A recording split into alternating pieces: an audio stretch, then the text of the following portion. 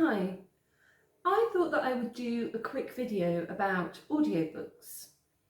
Back in 2015, my publisher, Ghostwoods Books, managed to get the incredibly talented author and Hugo Award-winning podcaster Emma Newman to narrate Those Rosy Hours at Mazendaran.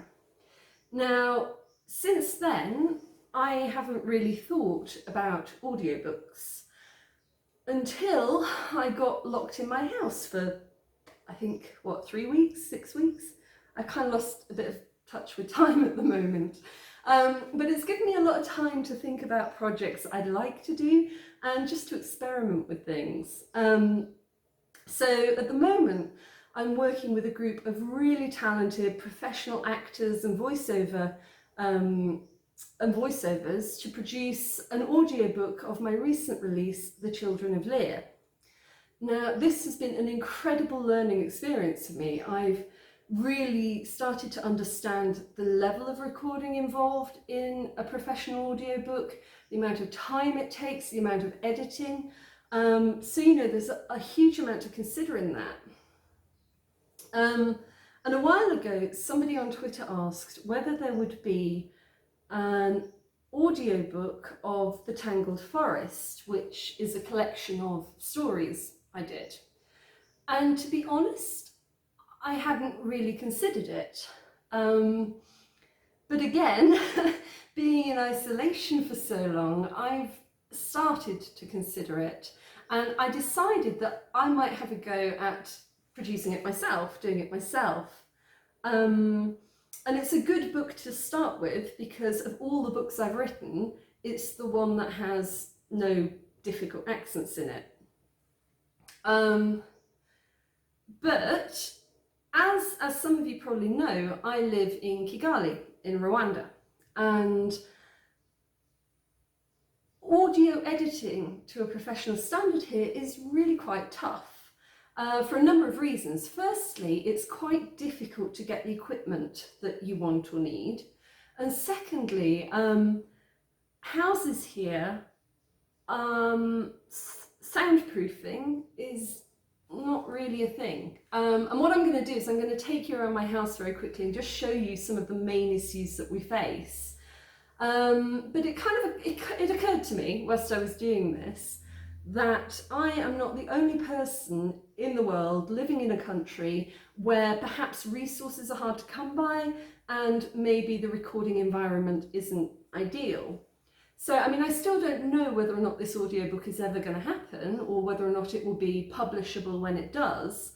But I thought I would share a little bit of my journey with you in case you are also living somewhere where it is difficult to create art to the kind of standard that you would like to.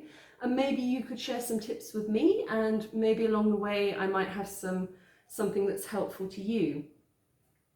So I'm going to start off, I'll show you around my house, and this is the beginning of my audiobook recording journey. Don't laugh too hard. Okay, welcome to my home. I live in a little suburb of Kigali called Kachiru, and this has been my home for several years. But you might notice that one of the first problems that we have when we're trying to set up an audio studio here is that the roofs are mostly made of tin. Now, if you imagine being inside a tin can when it's raining, that's a problem. And the other problem that we have is we often have a lot of crows and a lot of birds of prey. And I'll just play you a quick recording of what that sounds like when a large bird lands on the roof.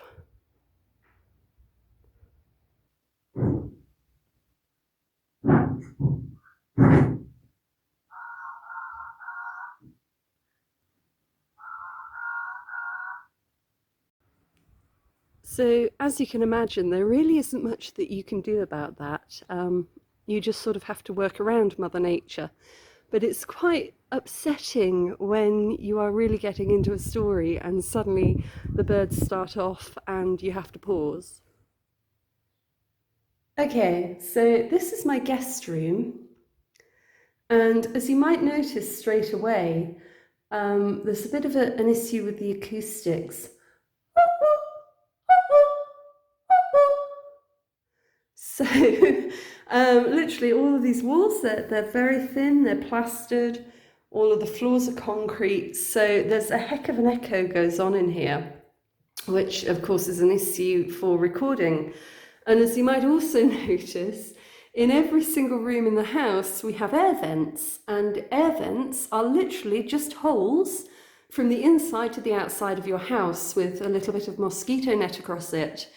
And as you can imagine, that really doesn't help with soundproofing, because noise outside comes straight through into the house. Now we're just in my back garden, and if you haven't seen before, these are avocados growing in the trees, so I'm quite lucky. But just out the back here, I've got a little apartment. It's a guest apartment, but during the lockdown, I have turned it into a little recording area. I had to do a little bit of thinking about this, because usually, I guess, if you're in the UK, I know a lot of people have been recording in their closets, but also you could maybe get some foam and some card or something and soundproof the room. But it's quite difficult here to find that sort of soundproofing product, and quite expensive to do so. So I've come to a little bit of a compromise. I thought, if I can't soundproof the entire room, I could soundproof the microphone. It's a bit too dark, I don't think that you can see in here. But essentially, oops, there's a microphone and pop screen inside here. I've got a blanket over it, but you can also cardboard box it. You could put a thicker blanket over it. You could even surround it with pillows to make it a completely soundproofed audio area, which you can probably hear in here. So the sound quality from out here and the sound quality in there is very different. Now I've taken the covering off so that you can see inside what's going on. I have two microphones. I have this USB microphone, Studio Spares microphone, which a friend gave me, and I have, this one over here, the brand of which I have forgotten, Xingyu, and I have tried both of these with two different laptops, and I cannot get them to record properly. So the problem that I tended to find was I still got a lot of background static. I couldn't get a clear vocal out of it. And I don't know whether or not that is the microphones, whether it's my laptops, or what's going on. I've looked into so many different answers and still not found one. So I came up with a slightly different approach. And I'm sure there are plenty of sound engineers that are absolutely laughing their socks off at this, because it probably is the worst possible solution.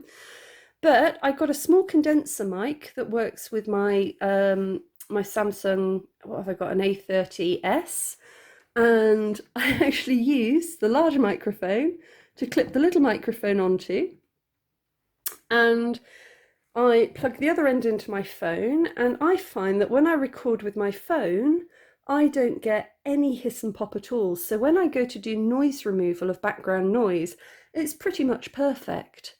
The only problem that I do still have with background noise, as I mentioned before, you get crows, you get people sweeping next door, you get people doing their washing in the gardens. So, you know, you can only really record in and around the noises that are going on and protect the microphone as best as you can. And then I read my books from my Kindle, because that way I find there is no click to remove, there is no, it's pretty much a silent, thing to read from.